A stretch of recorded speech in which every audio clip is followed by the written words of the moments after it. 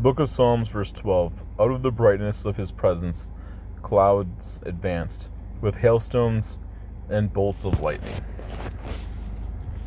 Okay, so I think this is going to be another video. I'm going to keep going. I'm going to talk more about this. I think this is something I want to do, by the way. Also, this is Phil from The Eternal Balance. So I can only really make it in 20 minutes, I think, right now until I make more content.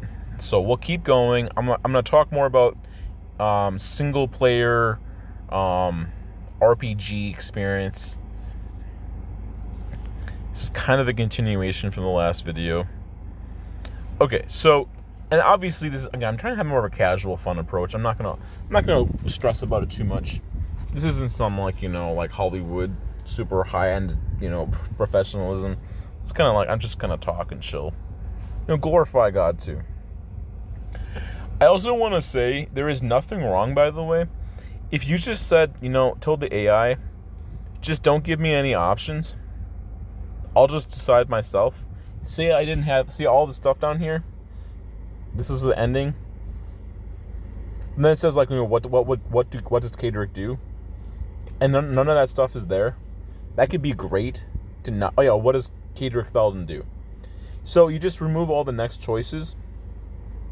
That forces you, the player, to have to think and make your own decisions and choices, and not be told all the options.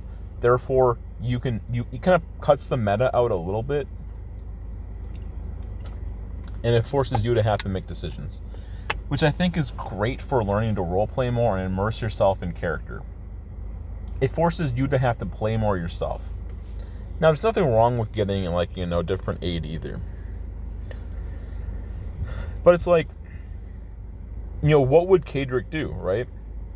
Now it's like I could sit here and look at these 4 options and see all the different choices that I have available. But instead of me thinking about what I would do as the character, now I got a bunch of options. But there's nothing wrong with getting help either. All right, I think I'm gonna try something. I should try like a Christian action, right? I'm supposed to be Christian RPG gamers. What could I do? I could pray to God. I could ask God for His help.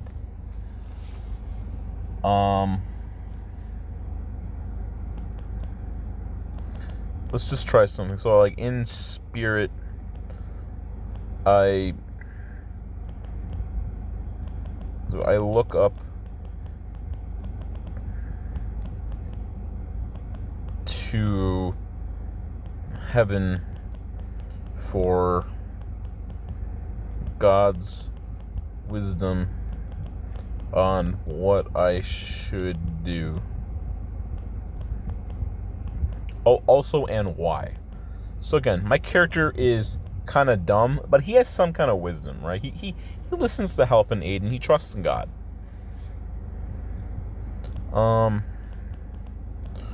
Also, this is, by the way, and it's okay. So obviously, this is a fictional world, and the AI will just try to give you an answer. And obviously, it's not like actually God. I worship God in heaven, right, in real life. But the AI tries to be objective, so it'll come up with an answer hypothetically for something. It might not be right. It doesn't matter, right? It's a role-playing game. You're trying to learn how to role-play better, and things you do in a role-playing game could also come into your real life more. You could decide that because you practice in something in a fake world, you might start thinking more about trying to do it more in real life. Let's see what happens.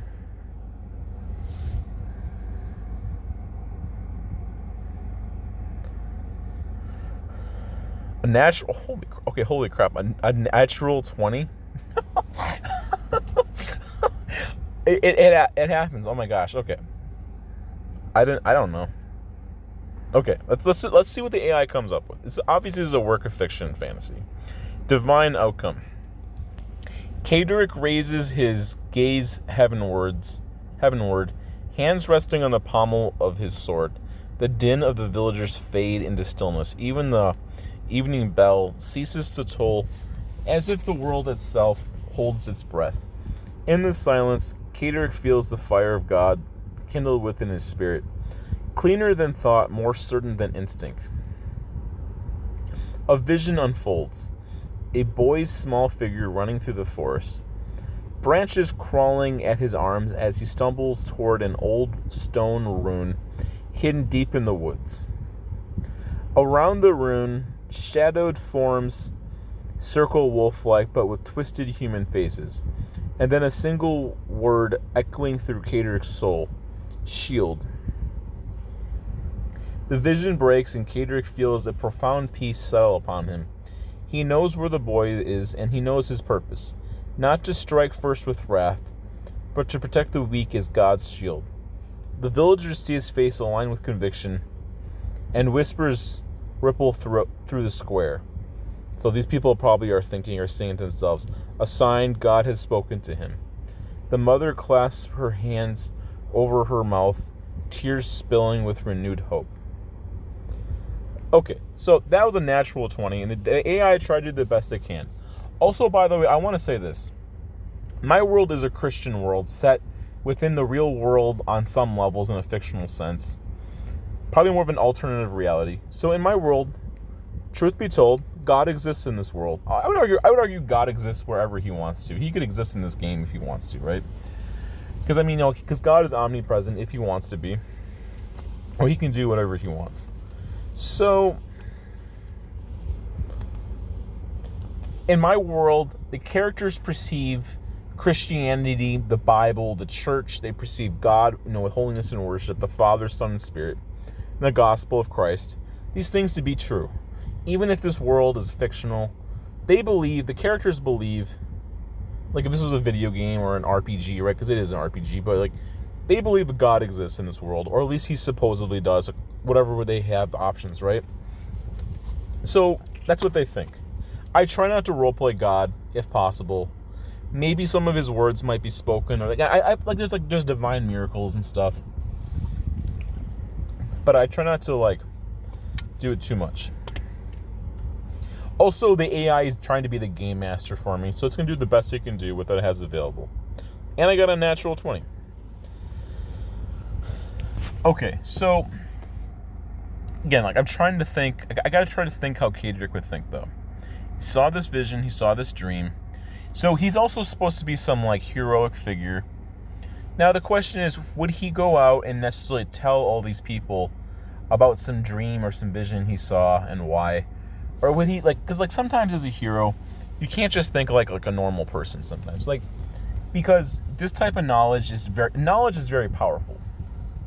And him just giving this, blurting it all out to everybody and hey, this is all the stuff I saw and how and why.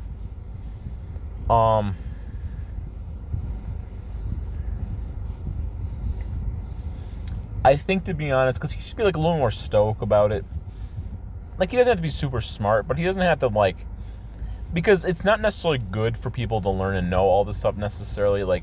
Because people, they trust in their leaders, and the leader's supposed to be the shepherd and they're supposed to be the sheep, right? So they gotta trust in the shepherd, and they don't need. I'm gonna say, so how would he maybe handle this, or how should he handle it, and why? Okay, let's just try role playing something here. So he holds his sword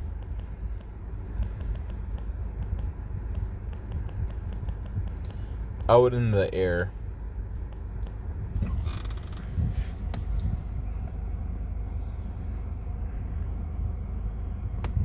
Kind of holds his sword up and it's up in the air.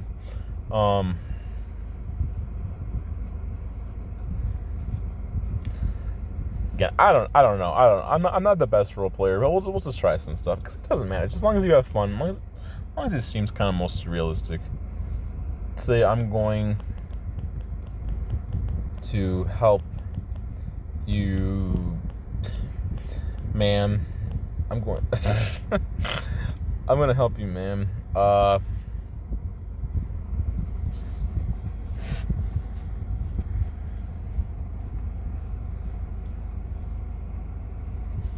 So what else could I say?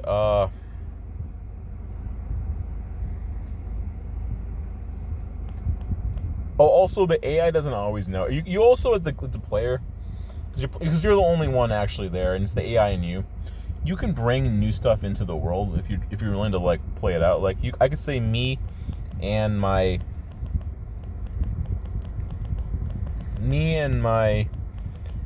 team here, I'll say that I have Raven, Selene, and so I have my new player. I could use his character. I have one of my player's characters. I could bring him in. I know he's not. Ace isn't here. I don't know how mad he would be if I used his character for this. I don't know if he might be pissed with me for doing this. And Draven. I hope he's not too mad at me for saying this. And Draven, my new companion. We are on it.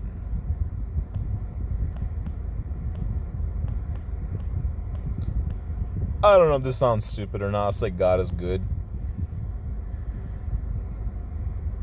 Oh, also I'm going to tell the AI.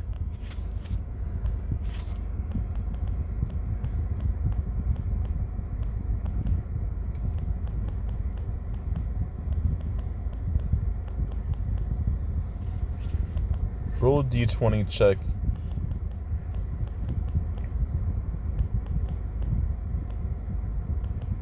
For each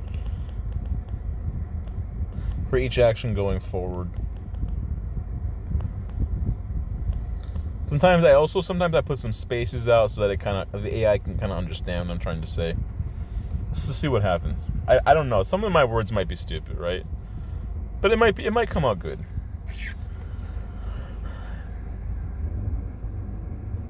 Also, since I told let's say some muscle car or something here. Extremely loud and irritating, but so Kadirik raises his sword high, the steel catching the last light of dust. His voice thunders across the square.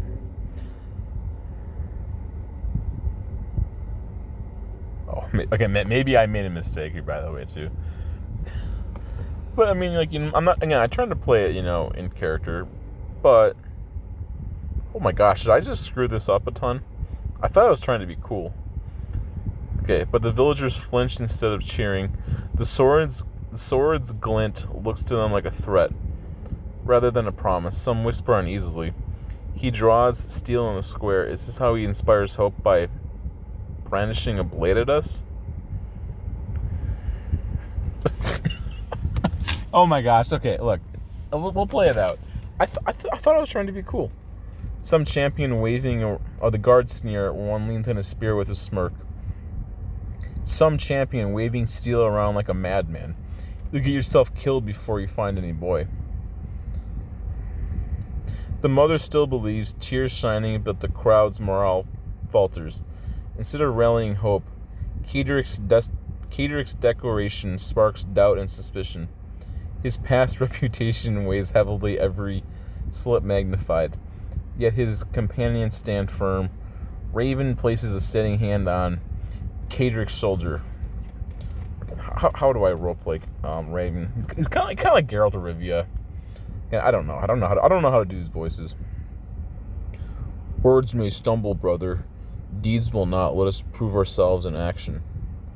Selene nods, her lute at her side. We will sing hope into their hearts once we bring the child back. Current status. The villagers remain skeptical. The mother clings to Kaderik's words in desperate faith. Your team is ready to move. Okay. Oh my gosh. Okay. I guess, because the AI will try to play in character into what knowledge it has. Kadirik has a very sketchy reputation sometimes. People may not trust him and believe exactly half these things because he's just like he's kind of screwed up sometimes. Like he's a fallen creature too.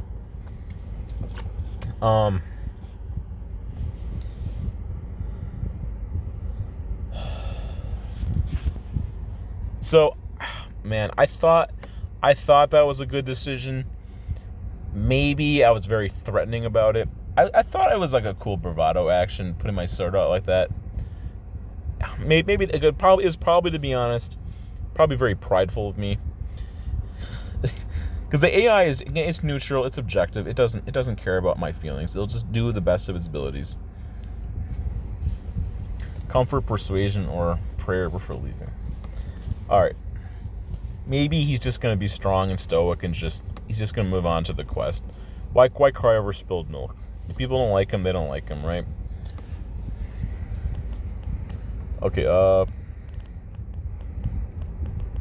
okay, team. Let's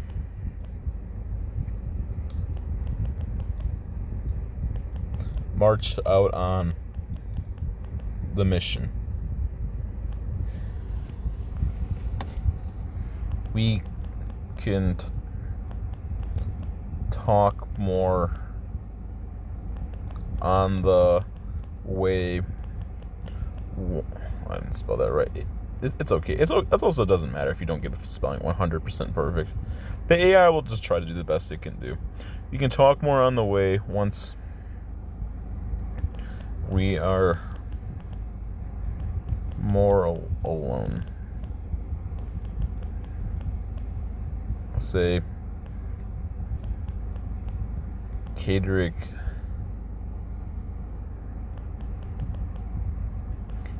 starts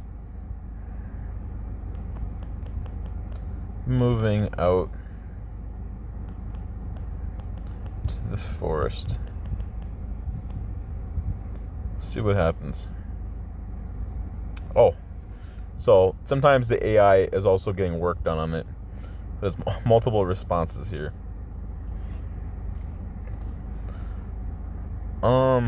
You can try to help it.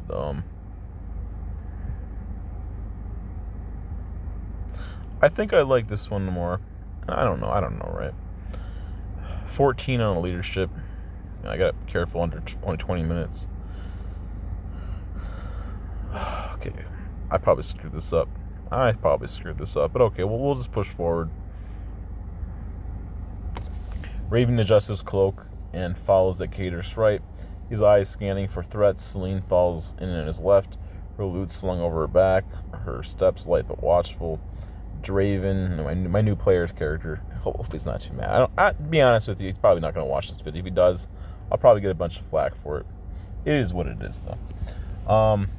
Draven, the newest companion, brings up the rear, his hand resting on the hilt of his dagger. The crowds part reluctantly, whispering amongst themselves, though doubt lingers. The sight of the four companions striding with purpose into the encroaching night leaves an impression, action, not empty words. The distraught mother calls after you, her voice trembling but strong. God go with you, please bring him back safe. Scene 2, the forest. Now, I'm not going to do this too much longer, but at least you got maybe an idea what would happen, right? The road of Stone Ridge quickly gives way to winding trails. Twilight deepens into gloom beneath the forest canopy. The air smells of damp earth and old moss. Every few minutes a distant howl echoes, too low, too twisted to be any natural wolf. As the team walks, the oppressive silence settles in, broken only by the crunch of boots on dead leaves. The rune from Kadric's vision lies deeper ahead, unseen but certain. Okay, I think this is a good time to end this here. Okay. This is just a taste for, this is just a good taste, right? For the RPG world here. I got some pictures here. Some beautiful woman. I got like a minute left. I gotta end this video here soon. But this gives a good taste of what RPGs could be like if you play with an AI. Obviously, I kind of spent a lot of time talking about it. And, like, I do try to, like, be in the head of the character and justify and rationalize my actions and try to think about this stuff. But, and you gotta play with it, too. The Game Master's job is to try to give you moral dilemmas and, like, catalysts and stuff, too. So the AI might have kind of given me a spin ball there, because it'll make the story interesting. That's what you gotta do as the Game Master, right? You don't want to make it easy for the player too much. You gotta give him throw him a curveball, which is what it did for me, right? Alright, thanks for watching. I appreciate it. God is good.